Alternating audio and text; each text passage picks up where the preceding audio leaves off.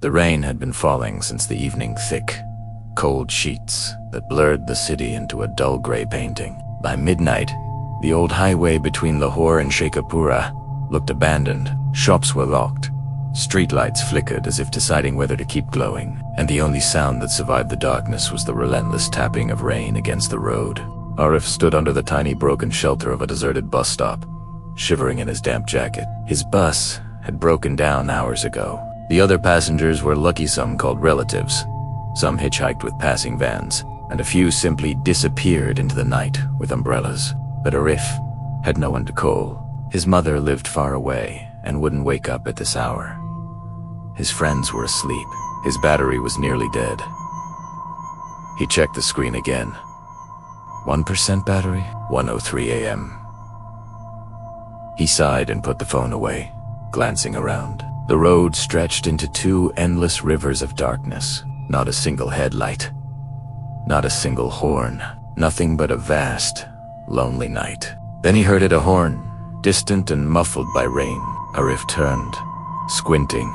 An old yellow and black taxi crawled toward him, its headlights weak like candles struggling to stay alive in a storm. The paint was chipped, the bumper dented, and the engine made a soft rattling noise. What kind of taxi runs at 1 a.m. on this dead highway? He murmured. But he had no choice. The taxi stopped beside him. The window rolled down halfway, and the driver looked at him, a man in his 50s with a calm, weathered face and tired eyes that held too many stories. "Where to?" the driver asked quietly.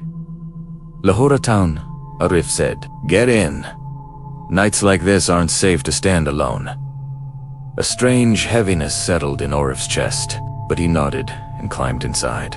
The interior smelled of old seat covers and petrol. A rosary hung from the mirror. On the dashboard lay a faded photograph of a young boy smiling brightly, unaware of the world's cruelty.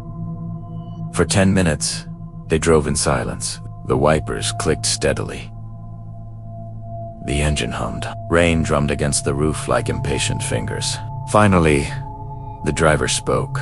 "This road gets lonely." Sighed softly. "Most people avoid it at night." Arif forced a smile. "I noticed." The driver looked at him through the mirror. "You were the last one left at the bus. Everyone else disappeared." "Yeah," Arif said. "Lucky me." The driver nodded. "There's always a reason why the last one stays behind." Arif didn't like the way he said it. To change the subject, he pointed at the photograph. "Is that your son?" The driver's hands tightened on the wheel. "Yes, my boy. He looks happy." "He was," the driver said quietly. "He died when he was 9. Arif's stomach dropped. "I'm sorry." The driver kept his eyes on the road. Accident on this highway. Silence filled the car again, heavy, suffocating. Arif looked outside. Something felt wrong. They still hadn't crossed a single car. Not one. No trucks. No buses. No headlights. No living soul. Is the highway closed or something? Arif asked. "A lot of people stopped using it," the driver said softly. "Too many bad memories." Before Arif could ask more, something strange happened. The rain stopped. Completely. As if someone had switched it off.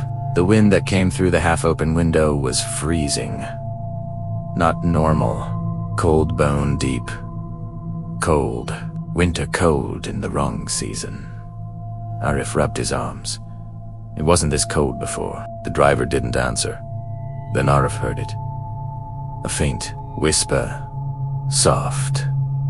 Childlike. Right behind him. He jerked forward. "What was that?" "What?" the driver asked, calmly as if nothing had happened. But Arif knew what he heard. A giggle. A tiny burst of laughter. A child's voice. He swallowed, turning slowly. The back seat was empty. He faced forward again, his heart pounding, when the sound came once more closer this time. A little hand brushing the seat. The driver spoke without looking back. "Don't be afraid," he said. "He's just a child." "Who?" Arif whispered. "My son?" the driver said softly. "So Met times, he rides with me. Arif felt cold crawl up his spine. I want to get out, he whispered. No one gets out here, the driver said gently. Not on this road. The taxi began to slow, not because the driver braked, but because the engine started coughing. The headlights flickered, then died entirely. Darkness swallowed the road. Arif could barely breathe. Then the driver spoke again, and it shattered every inch of calm left in Arif. Beta, we meet again. Arif stared at him, confused, terrified. I wasn't talking to you, the driver said softly. He's sitting behind you.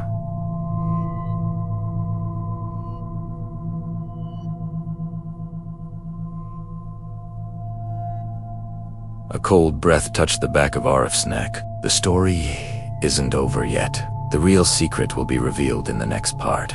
The next episode will be uploaded on this channel in a few days, so don't forget to like, share, and subscribe.